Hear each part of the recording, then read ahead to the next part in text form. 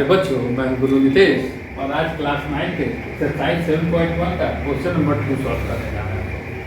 Question number 2 कहता है कि ABCD इज ए क्वाड्रिलेटरल, जो कि फिगर 7.17 में दिया हुआ है। ABCD एक क्वाड्रिलेटरल है।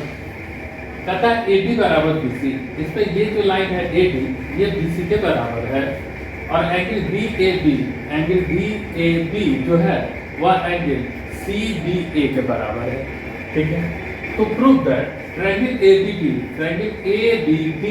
और ट्रायंगल ABC ये दोनों आपस में कॉन्ग्रुएंट है। जैसे ये दोनों आपस में कॉन्ग्रुएंट प्रूफ हो जाएगा, बाकी जो भी हमको BBAC या एंगल ABB बराबर एंगल BAC प्रूफ करना है वो ऑटोमेटिक प्रूफ हो जाएगा। तो चलिए हम इसको समझते हैं। इसमें दो ट्रायंगल को हम लोग को प्रूफ करना है। ट्रायंगल ABB, ट्रायंगल ये वाला जो ट्रायंगल है ये ABB और ट्रायंगल ABC, ठीक है, ये दोनों आपस में कॉन्ग्रुएंट है। देखिए अब एक ही फिगर में है, अगर इस फिगर को हम लोग तोड़ दें ABB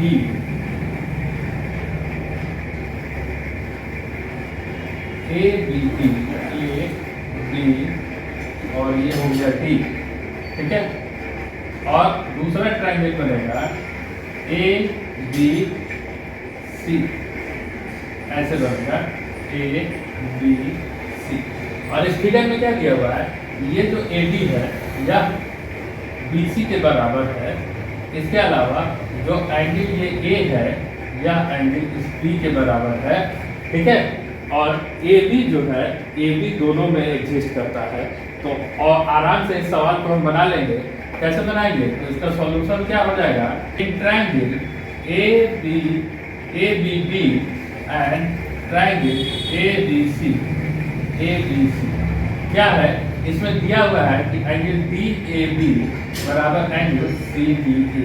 इसके अलावा दिया हुआ है, ये क्या है आपको गिवन है। इसके अलावा आपको दिया है कि AD बराबर BC, यह भी आपको गिवन है। और इसके अलावा आपको दिया हुआ है कि ये जो AB लाइन है ये दोनों ट्रायंगल में कॉमन है, तो AB बराबर AB यह क्या है, कॉमन है, दोनों में कॉमन है। तो इसका मतलब क्या हो गया कि इसका मतलब हो गया SAS कॉन्ग्रुएंसी से triangle ABB congruent to triangle ABC। Question का पहला पार्ट आपका प्रूफ हो गया। यहाँ हम लोग लिख देंगे हेंस प्रूफ।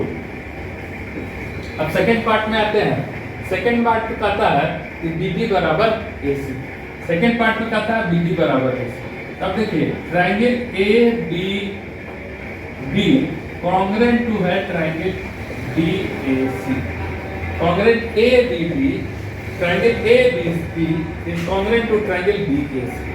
अब ये दोनों ट्रायंगल आपस में कॉन्ग्रुएंट है, तो इसका मतलब BB जो होगा वह AC के बराबर होगा CP। तीसरा पार्ट कहता है कि एंगल ABB बराबर एंगल BAC।